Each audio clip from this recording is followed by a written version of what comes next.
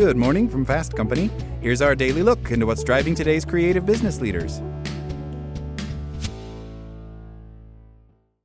Many tech observers initially believed the software engineers would become scarce in the face of AI. But that hasn't turned out to be the case, in part due to the power of human ingenuity. Software engineers are spending less time coding, says Anish Raman, the Chief Economic Opportunity Officer at LinkedIn, who just published the book Open to Work: How to Get Ahead in the Age of AI. But now they're getting to build things in a way they couldn't before. They're going into conversations with clients and customers, or they're thinking about the ethical implications of what they build. In their book, Raman and his co-author, LinkedIn CEO Ryan Roslansky, argue that there's no point trying to beat AI at its own game and out-machine a machine. Instead, workers who are concerned about being unseated by AI should focus on what they bring to the table that cannot be automated. One of the biggest arguments we make in the book is jobs are not titles, he says. They're a set of tasks. Raman sorts those tasks into 3 buckets. One of those buckets includes the tasks you can automate or simplify with AI. The second bucket might be new things you can do by harnessing AI. But the most crucial bucket is the last one, which involves what is unique to you as a human.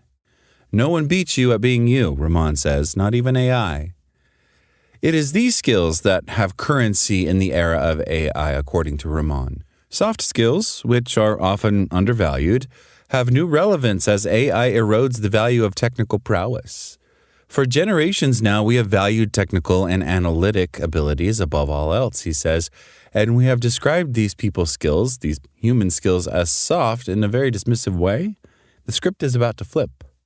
In their book, Raman and Roslansky sought to better articulate what constitutes soft skills, enlisting neuroscientists, psychologists, and behavioral economists to do so.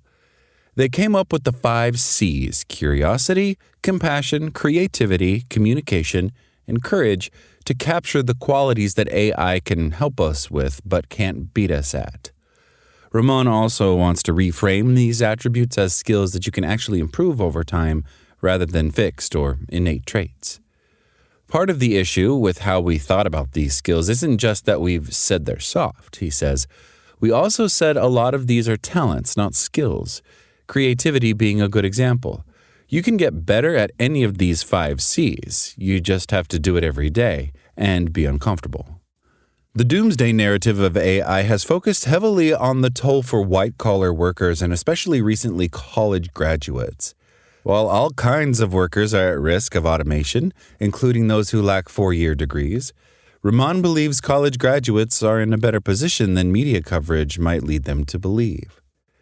If you're coming out of college, every headline is telling you this is horrible for you right now, he says. Start with strengths. You're coming out of college probably the most fluent with AI of any generation. You've had it for your entire 4 years of college. You're also coming out of college with a more entrepreneurial mindset. You know about the gig economy, the side hustle, the creator economy. You don't believe you're going to get one job at one company, and then that's going to be it. Those are the 2 most important skills for anyone right now: AI fluency and entrepreneurialism. In fact, it's not college graduates who he thinks are most vulnerable at this moment.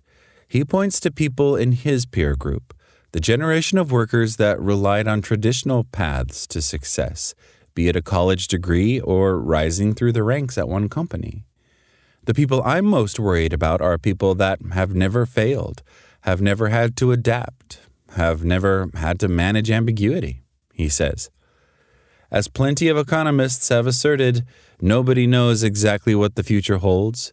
With his book, Raman hopes that he might help puncture the sense of fatalism and inevitability that has consumed discussions of how AI will reshape the workforce. Nothing about this is predetermined, he says. Let go of what's happening around you. Don't look for CEOs to have the answers, for AI to have the answers, for headlines to have the answers. Focus on what you can control. That's all today from Fast Company. Talk to you tomorrow.